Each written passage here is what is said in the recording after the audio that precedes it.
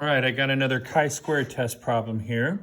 So this one, it says a survey stratified by gender asked 1,500 randomly selected employees, and it said stratified, so they were separated before they were randomly selected. That's part of being stratified, of whether or not they had cried or not as a result from the work of a performance review, and the data is shown below.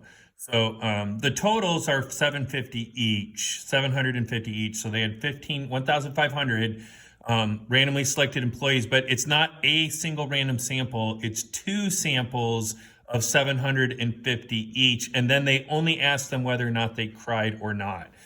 They probably could have maybe worded that just a little bit nicer, but so conduct a chi-square test significance with the alpha of 0.05. Now this one gives the null and alternate, but and then they ask for some other stuff, but I just want to work on the four-step write-up for this one. All right, so first of all, we're going to do a null and alternate hypothesis, and this one is a chi-square test of homogeneity. As a matter of fact, you can go ahead, chi-square test of homogeneity. Okay, so on this one, the null is going to be that the things are the same, and the alternate is that they are different. Okay, and it's just different, same. And what's different and the same? Men and women are the same on whether or not they've cried or not cried due to, and I'm assuming if it's crying, a poor work review. So on the null is going to be that men and women. And let me get my free. I did this ahead of time so I wouldn't make mistakes on the video, but let me get this up here. Men and the women have no difference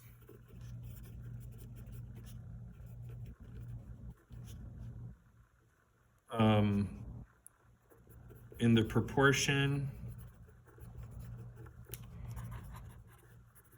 who have cried over work performance. Now it says a review, a work performance review.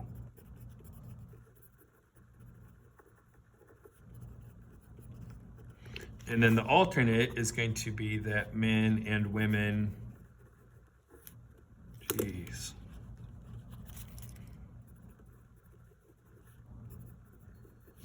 have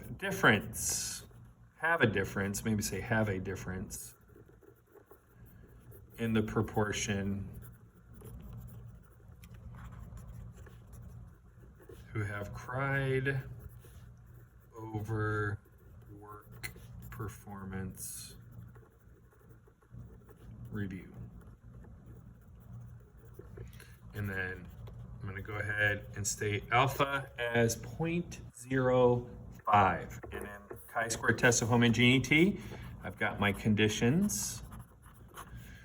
And again, this is going to be random.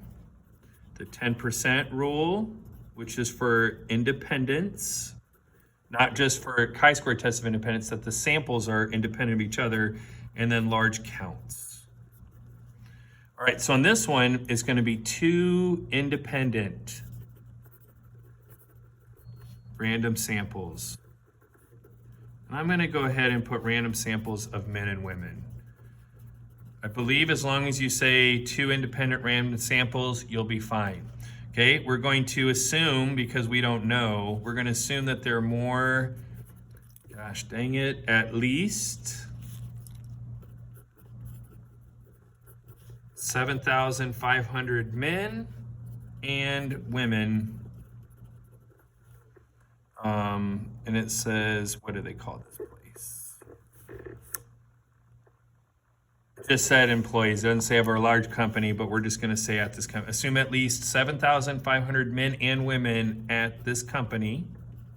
And again, you can say that is too big. There's not that many companies that have 7,500 men and 7,500 women working at a company. But again, we're not getting into that. We're just stating that that must be the case in order for these calculations to be at the same accuracy level as that we're going to calculate them. And then large counts, all expected counts greater than or equal to 5. And then we will give the said expected counts. All right. on our calculator, we're going to do I'm sorry, no, we're not. We're going to go to matrix. We're going to edit matrix A to a 2x2, 187, 563, 135, 615. Anyway, so then there's the numbers, and then stat test, chi-squared test. We use the same test for homogeneity as we do for independence. And then we get those numbers. Again, before I even get into that now, I'm going to go back to second matrix, and I'm going to edit matrix B to get my expected counts. So this one was men, and then women, and this is cried, and this is did not cried. And I'm going to go ahead and remember, you can do the little power of C means complement. So 161 and 589. They would expect them to be exactly the same if, in fact, notice those are the names. If they're the same, then those breakdowns should be the same. Okay, so there's our state and plan step.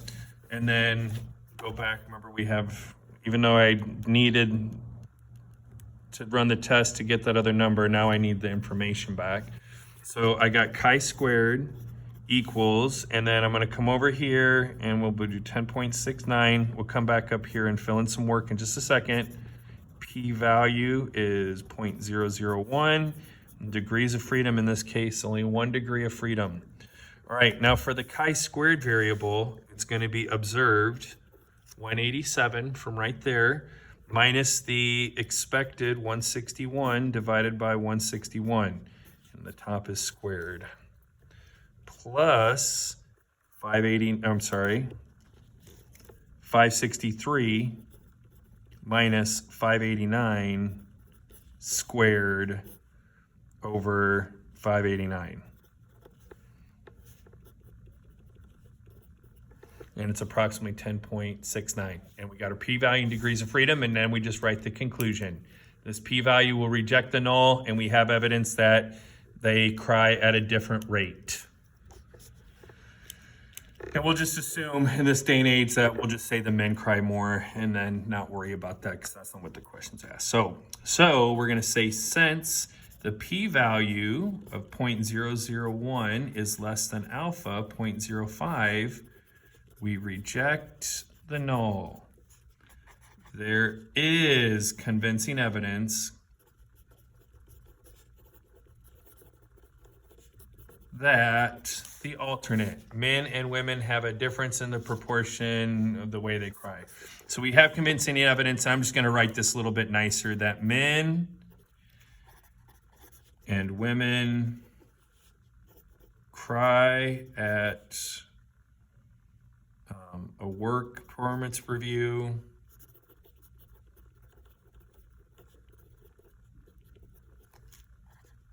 at different proportions. Or different rates or whatever. So there you go, chi-squared test of homogeneity. By the way, there is one other follow-up, and they say which one of the numbers would have had the highest component or individual, gosh dang it, hold on. Let me go back and see.